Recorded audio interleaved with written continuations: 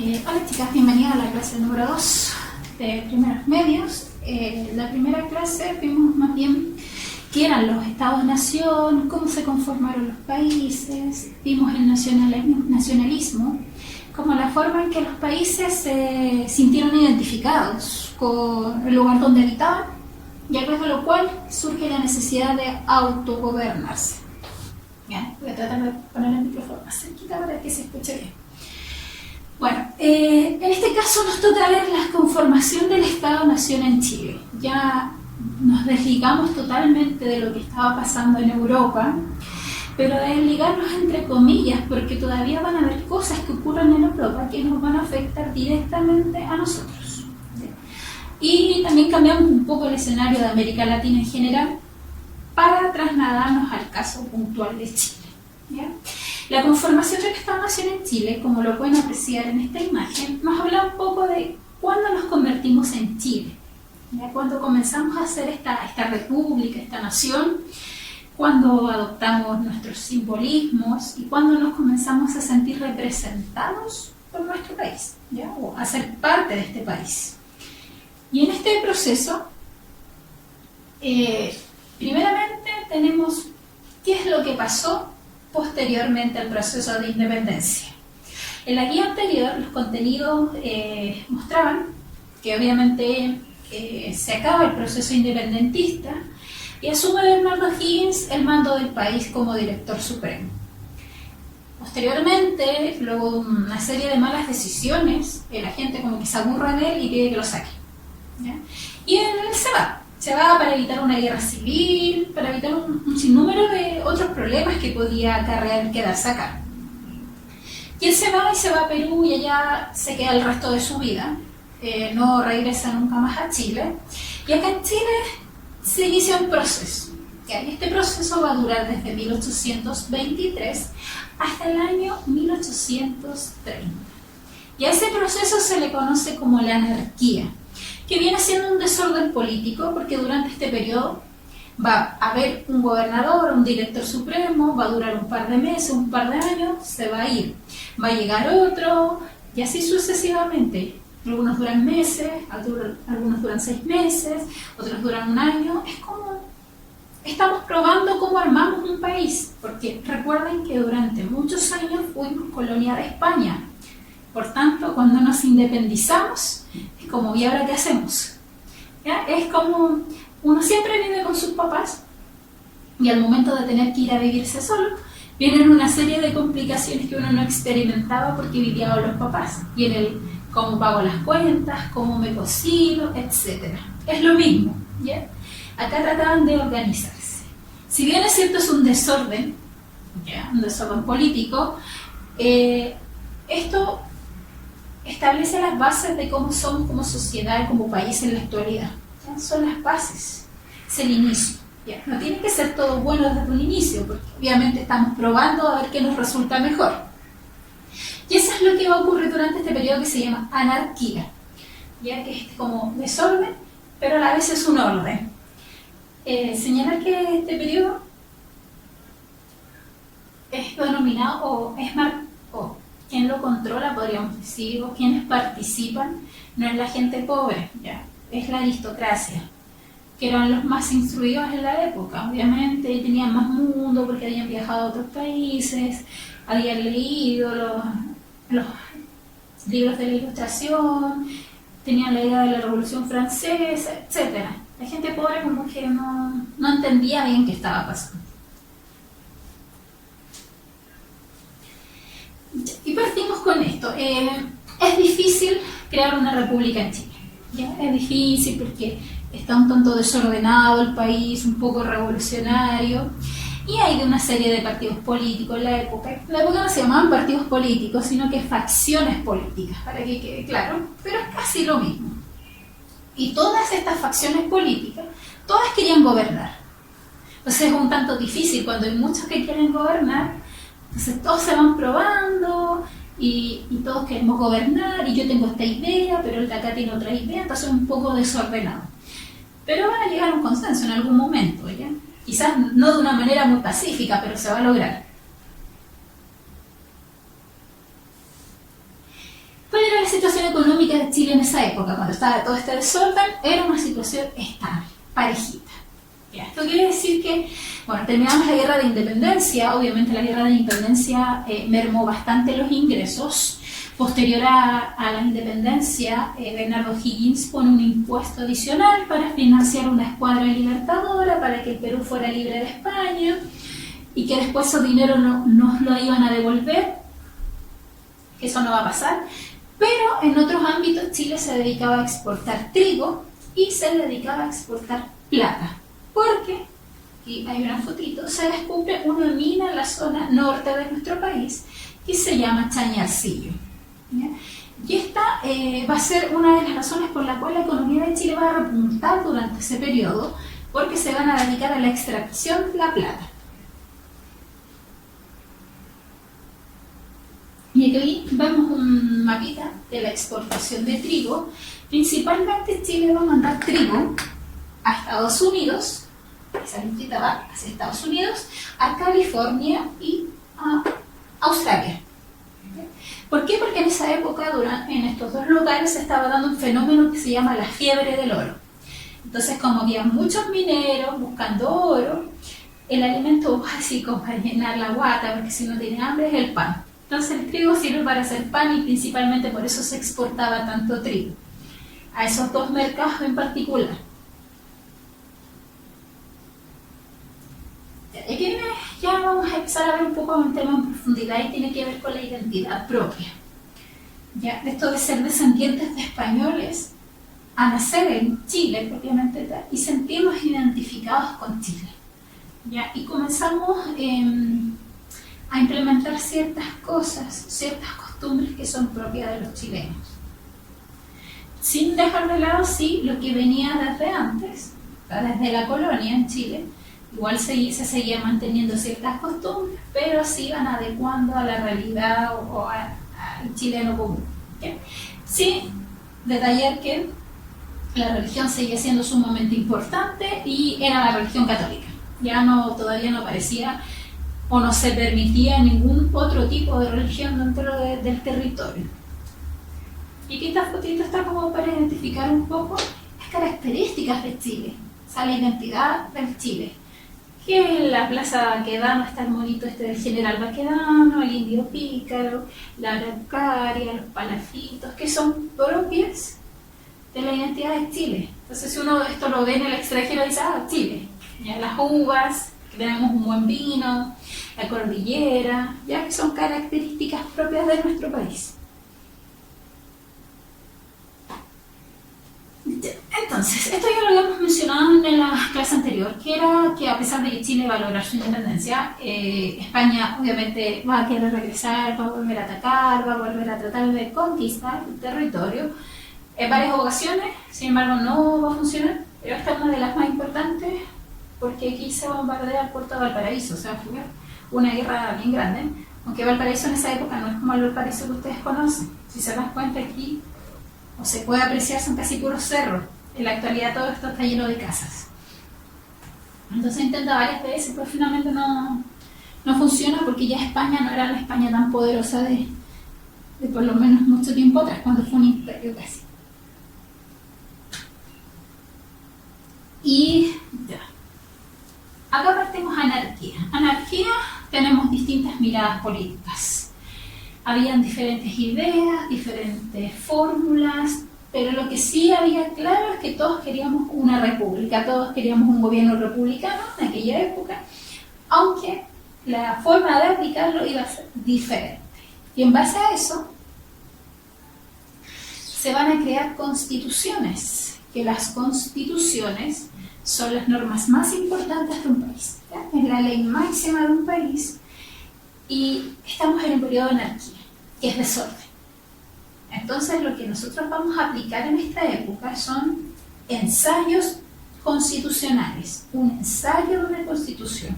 Veamos si funciona y si funciona la mantenemos y si no funciona la quitamos. Eso es lo que se va a intentar hacer acá. La primera de ellas se llama ensayo constitucional de 1823 o constitución moralista de 1823. Y recibe el nombre de moralista porque era una constitución que quería intervenir en la vida personal, ¿ya? Como que se metía en la vida personal y quería poner normas de, por ejemplo, quizás es súper absurdo, pero el cómo sentarse, el cómo comer, el cómo hablar. Además de eso, crea el voto censitario, ¿ya? Que el voto censitario es para solo algunas personas, que es un grupo muy chiquitito de personas que pueden votar. Y obviamente las mujeres no estaban incluidas en ese tipo de voto. Y se mantiene la religión católica como oficial del Estado. Esta constitución fue redactada por Juan Egaña. Él la escribe ya porque era abogado, entonces él sabe de leyes, la escribe y todo lo demás, pero a la gente no le gustó, porque se metía en la vida personal. Entonces, como no le gustó, solo alcanza a durar hasta 1826 y se crea la Constitución Federal de 1826, que esta es una copia del modelo norteamericano, del modelo de Estados Unidos. Acá queríamos que Chile se convirtiera en un Estado federal, para que las provincias pudieran tener autonomías, para que cada provincia se pudiera mandar por sí misma, ¿ya? Esta la redacta el señor José Miguel Infante y tampoco va a funcionar porque el sistema federal acá en Chile no funciona, ¿ya? Porque como Chile es un país flaquito, larguito, no es como para poder aplicar un sistema federal, es para países más grandes, ¿ya? Y como no funcionó, 1828 se crea una nueva constitución que se llama la Constitución Liberal de 1828. Y está a cargo de los liberales, que en esa época los liberales no se llamaban así, se llamaban pipiolos. Y lo que intenta hacer esta constitución es que el presidente con el Congreso sean casi iguales, tengan los mismos poderes. Se permite la libertad de culto en privado, en mi casa. Esto quiere decir que si yo soy musulmana, solo puedo hacer mis ritos de mi religión dentro de mi casa. No los puedo hacer en la calle, no los puedo hacer en una iglesia, ¿ya? A eso se refiere con la libertad de culto, pero en privado, dentro de mi casa.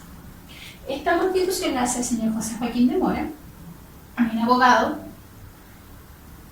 y esta va a durar un poquito más, ¿ya? Sin embargo, la van a cambiar no porque no la consideren buena, sino que porque más adelante va a ganar otro partido político el control del país y a ese otro partido político los liberales le caían mal. Entonces, como estaban en el poder, ellos deciden quitarla, ¿ya? Solo por el hecho de que, como era liberal y ellos eran de otro partido, no les gustaba, ¿ya? No es porque estuviese mala esta, por eso esta dura un poquito más que las anteriores. Y acá es cuando ya empezamos a hablar de quiénes querían mandar en Chile. Y hay 5 facciones políticas, que como les dije anteriormente, para que se entienda, son partidos políticos, pero que en la época no se llaman así, se llaman facciones políticas. Pero es lo mismo, para que usted asimile el concepto. Y acá tenemos la primera, porque los vamos a ver por orden de cantidad de miembros o de importancia, a los pelucones. Que los pelucones también son conocidos como conservadores, ¿ya? Para que lo recuerden, porque si en la bitácora les dice los conservadores, usted va a decir, ¿y quiénes son esos? Son los pelucones. Los conservadores antes se llamaban pelucones, después se cambiaron el nombre, ¿ya?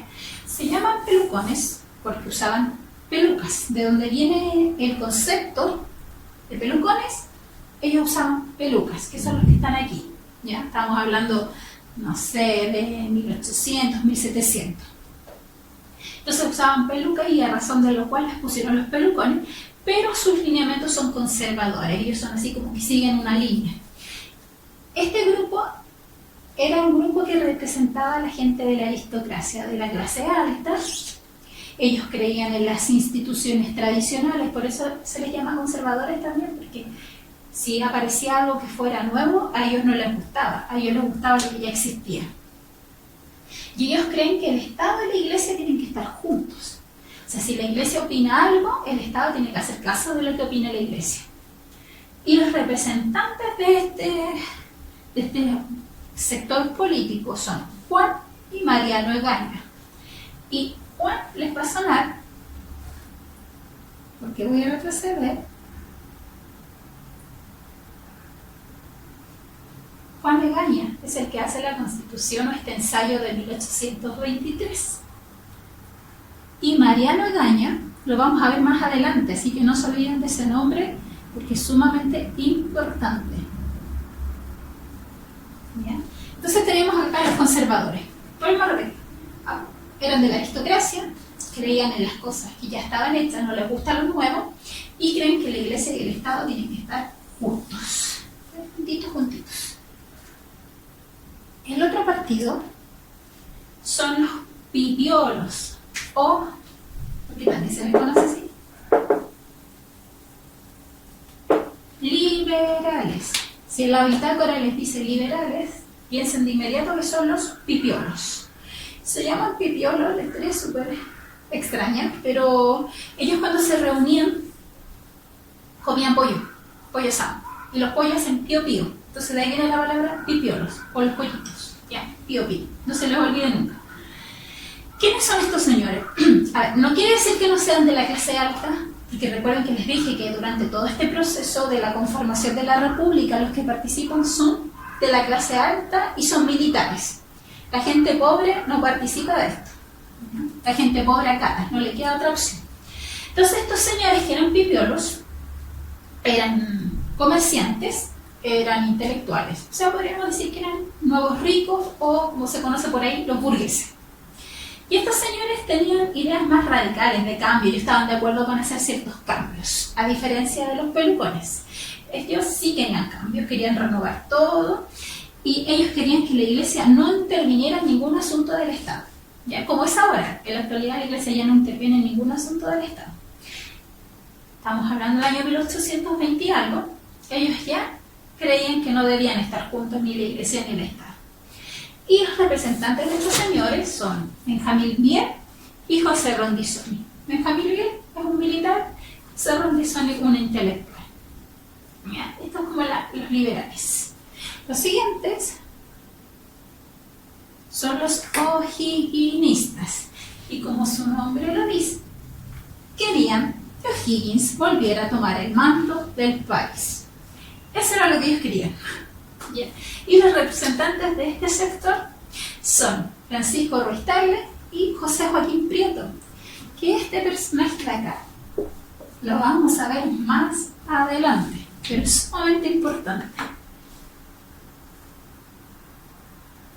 Después tenemos la otra facción política que se llaman los estanqueros y que vivían del negocio del estanco. El estanco era un negocio donde se podían vender vino, importaciones, naipes, tabaco, ¿ya?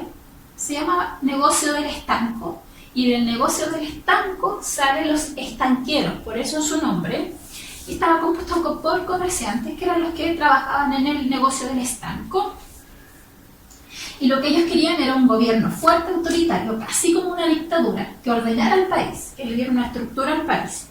Y dentro de sus representantes está este señor, que tampoco lo olviden porque lo vamos a volver a ver más adelante, que es Diego Portales. ¿Ya? Diego Portales es miembro de los estanqueros. Y por último, los federalistas, que estos señores lo único que querían era que Chile fuera un estado federal. Y los representantes, o el representante de los estanqueros es el señor que está aquí, José Miguel Infante, el mismo señor que escribió la Constitución de 1826, ¿ya? Que es la Constitución Federal. Estos eran como los partidos políticos de la época, ¿ya? La mayoría estaba compuesto por la burguesía, clase alta, pobres no, los pobres ni siquiera figuran en esta época.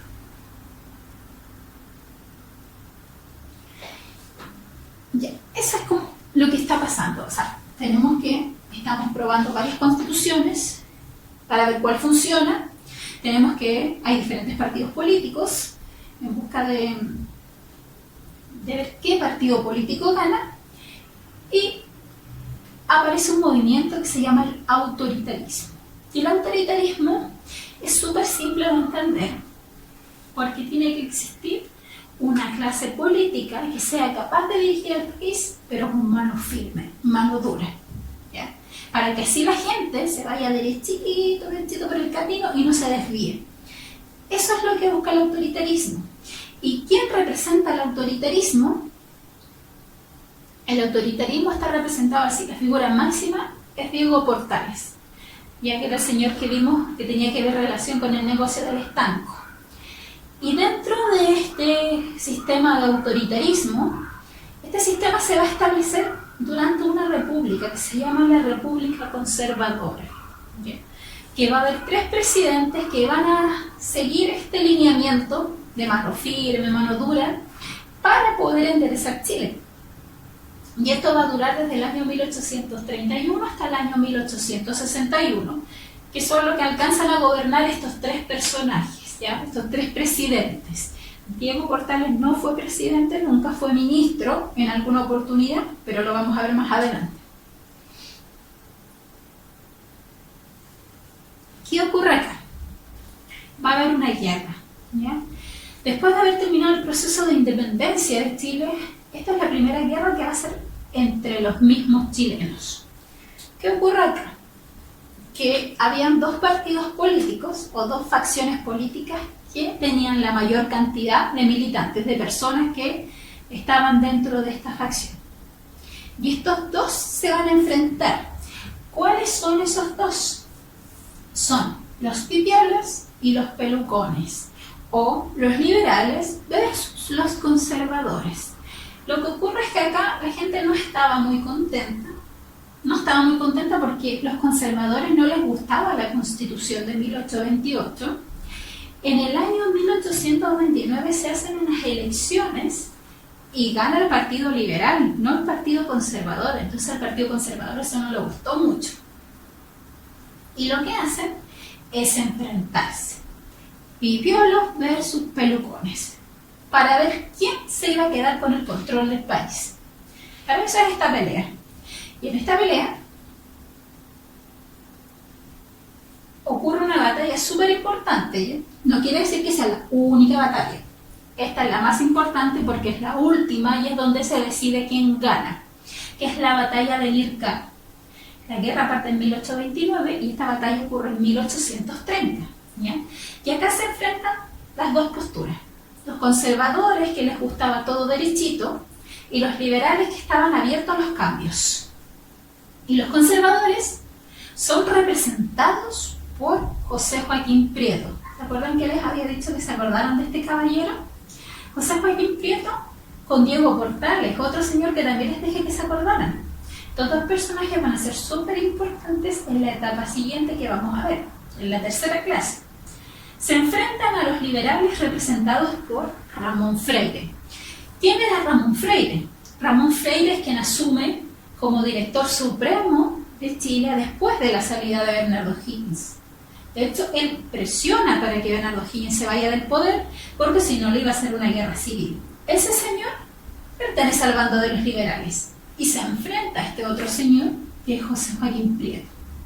Ambos militares. ¿Ya? Ambos eran militares. Esta guerra, si bien es cierto, está liderada por militares, también participan civiles y chilenos se matan entre chilenos. Podríamos decir que es la primera batalla de chilenos contra chilenos en la historia de Chile republicano. ¿Quién va a ganar? Finalmente van a ganar los pelucones o conservadores, o los liberales y los pipiotos. Aquí en este caso